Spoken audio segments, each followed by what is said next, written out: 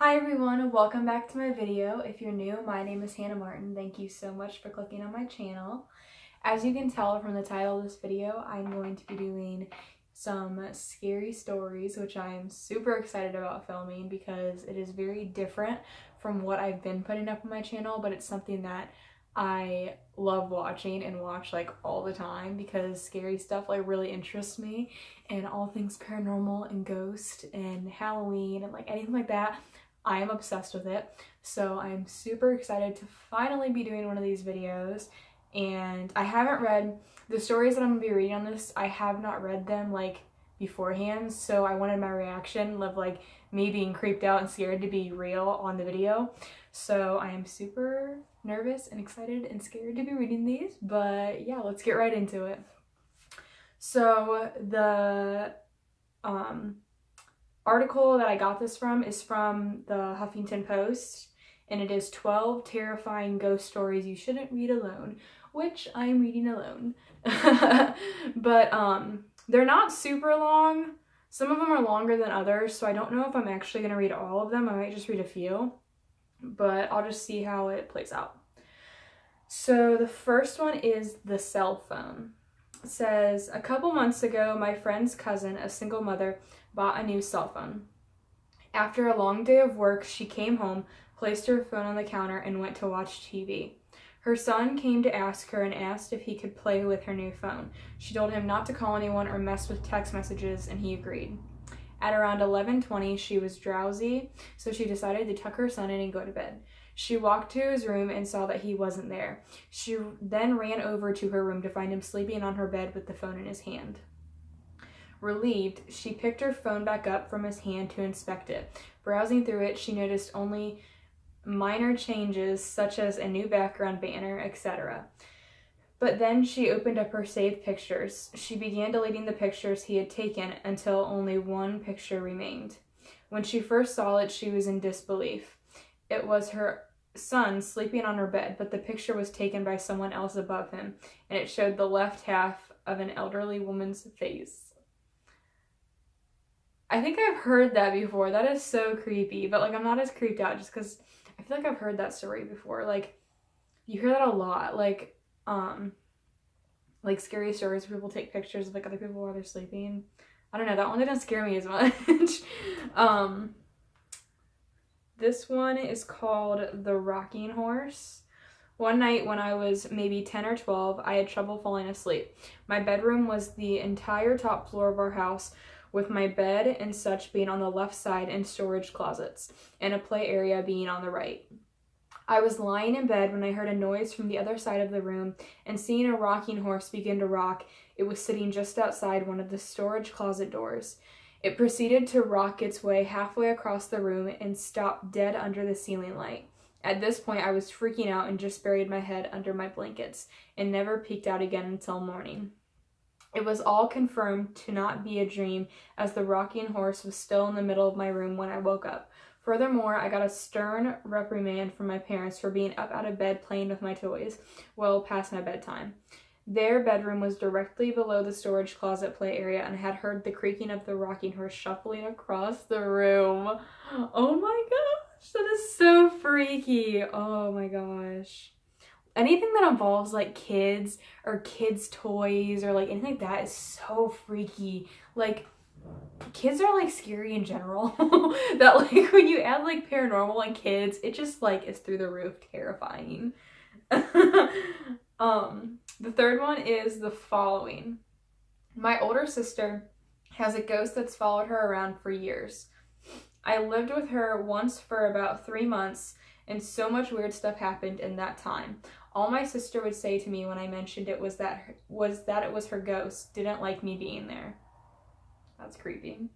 Things like going to bed with everything locked up and switched off, and waking up in the morning with the back door open, lights on, and the kettle switched on. One night, my sister and I were getting ready to go out, and I'd asked to borrow her liquid foundation. I used it and put it back where she kept her makeup. 10 minutes later, she's asking me for it, and it was nowhere to be seen. She accused me of taking it and made me buy her a new one and refused to listen to my side of the story. About a year or so later, when she was packing to move to a new house, she found the makeup in a shoebox with some old letters. The shoebox was in a zipped-up suitcase that was underneath her bed. But probably the most scared I ever felt was one afternoon when I was the only one in the house, which never happened as 4 other people lived there.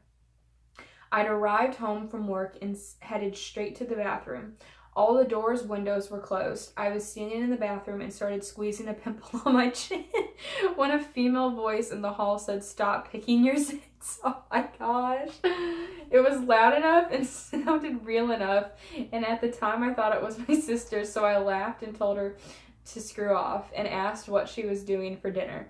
No answer. I stuck my head out into the hall. No one was there. I searched the house top to bottom and there was no one home. I sat out in the front porch until someone else got home because I didn't want to be in there. That is I can't, that's not even scary. That's funny. It literally told her to stop picking her zits. That is hilarious. That's not even scary. That's funny. What's another one? Okay, this one is called The Grandfather. My grandfather told me this story about how one time he was sitting in a chair in front of the house when he heard his wife repeatedly calling him from inside the house. The thing is, my grandmother passed away a few years before that, but he told me that his voice was so pressing that he could actually get up to look inside the house, and as soon as he got inside, he heard a loud crash behind him and turned around to see that the chair he has been sitting in moments ago had been crushed by the cast iron gutter that fell on it. If he hadn't come inside the house, he would have probably been seriously injured. I don't know if it's paranormal or not, but every time I think about it, it sends chills down my spine. That is crazy. This one is called The Princess. And I think this one's a bit longer, or a little longer. How did the princess take control of our message board, if only for a few seconds? It doesn't make any sense. Our message board wasn't a video game. Our message board pulled all of the information from the internet. The princess was already inhabiting a game at the same time. All the rules we thought we knew, all the things we thought kept us safe had failed us. Could she have done this at any time? Could she do it again? Were there any real limits to what she was capable of? We looked through all the data we'd collected. We tried to find some common thread we'd been missing. There must have been some way we could have known. There had to be some answers that what we were seeing. And there were. We finally realized the truth. It was so obvious the princess had been in our message board the whole time. She was on every page. She was on every form list. She'd been staring at us, watching us for years, and we'd never even saw it. She was the banner at the top of the forum. She was every screenshot we'd posted, every video we'd uploaded, and every piece of fan art we'd drawn. Every image of her is her. Every image of her, when observed, gives her power. She's not a ghost. She's not a computer virus. She's an idea. Living fiction. She lives off our observation and thoughts of her. When we all watched that stream, banded together, and gave her all of our attention all at once, we made her more powerful than she'd ever been before.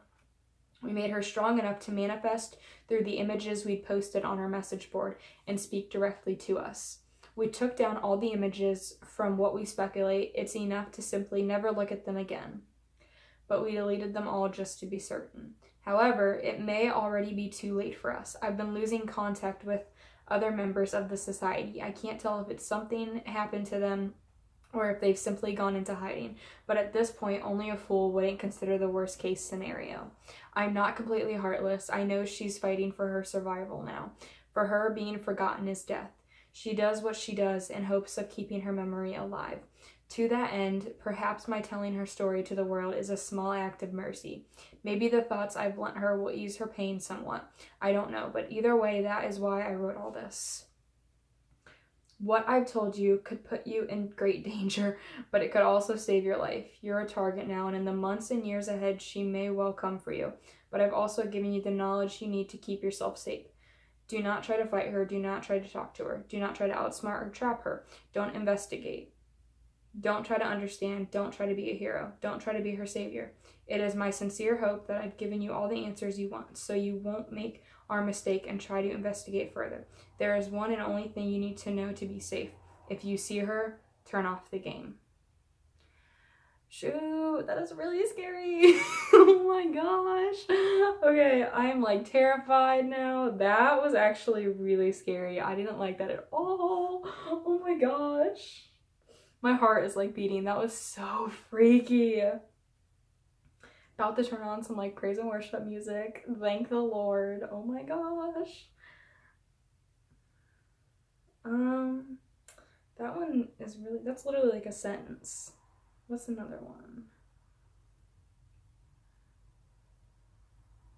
This one, I think that's actually like a conversation one. The Annie96 is typing.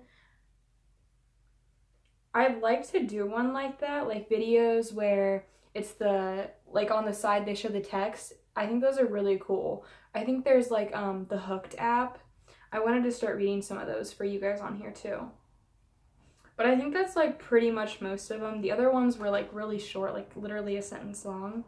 But yeah, those were super creepy. Let me know what you guys thought of those, if they scared you or if they didn't really scare you at all. The only one that like really scared me was the last one. That was so freaky. But I'd like to be doing more of these because I really like reading stories. Story times in general are like some of my favorite videos to watch, especially scary stories. I want to do some of the 2-sentence scary stories because those freak me out. Like even more than long paragraphs, the 2-sentence ones really freak me out because it's like you can, like after reading the 2 sentences, it's almost like it leaves you on a cliffhanger so you don't, like you can make up the rest of the story for yourself, you know? Whereas these, like the whole story is played out for you. So let me know what you guys thought. I'd like to do more of these in the future. This is really like something I love to like investigate further and like read and talk about. So I think I'd have a lot of fun continuing on with like paranormal type videos or just scary videos in general. So let me know what you guys would like to see. As always, all my social medias are going to be listed down below in the description. My discount code for SandCloud will also be there. When you get to checkout, just put in HannahMar15 and you automatically get a 15% off. So thank you so much for watching, and I'll see you guys next time. Bye!